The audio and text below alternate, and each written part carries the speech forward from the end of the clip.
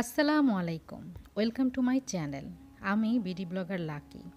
আজকে আপনাদের সামনে কোনো ব্লগ ভিডিও নিয়ে আসিনি। আজকে একটি দুঃসংবাদ নিয়ে এসেছি।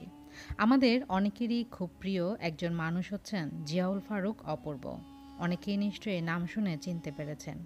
উনি মিডিয়া জগতের একজন নামকরা অভিনেতা। উনি মহামারীতে আক্রান্ত হয়েছেন।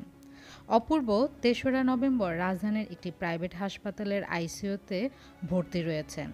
৩ দিন কাঁপুনিসহ জ্বর ও শারীরিকভাবে দুর্বলতা হয়ে পড়ায় চিকিৎসকরা ওনাকে পরামর্শ দিয়েছিলেন মহামারী টেস্টটা করানোর জন্য। দুর্ভাগ্যক্রমে ওনার রিপোর্টটা এসেছেন পজিটিভ। এর আগেও উনি এই মহামারীতে আক্রান্ত হয়েছিলেন। হোম কোয়ারেন্টাইনে থাকার পর উনি সুস্থ হয়ে গিয়েছিলেন। নতুন করে আবার ওনার রিপোর্টটি এসেছে পজিটিভ। আর এবার উনি খুবই বেশি অসুস্থ। ওনার কয়েকটি টেস্ট করা হয়েছে। সেই টেস্টগুলোর মধ্যে ব্লাড টেস্টের রিপোর্টটি খুবই খারাপ এসেছে।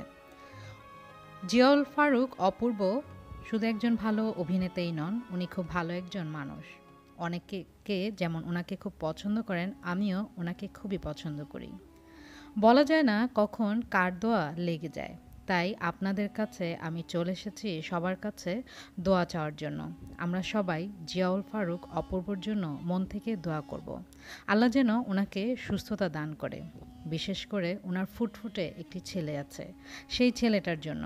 অনেকে নিশ্চয়ই ওনার ছেলেকে দেখেছেন। আলহামদুলিল্লাহ, মাশাআল্লাহ, খুবই সুন্দর ছেলে। একজন বাবাকে যেন তার ছেলের কাছে ফিরে দেন, সেই দোয়াটি আমরা সবাই মিলে করব। আর আপনারা যে যেখানে আছেন সাবধানে থাকবেন, সুস্থ থাকবেন, নিজের প্রতি খেয়াল রাখবেন, নিজের পরিবারের প্রতি খেয়াল রাখবেন। আজ তাহলে এখানেই আমি আপনাদের কাছ থেকে বিদায় নিয়ে নিচ্ছি। সবাই ভালো থাকবেন। আল্লাহ হাফেজ।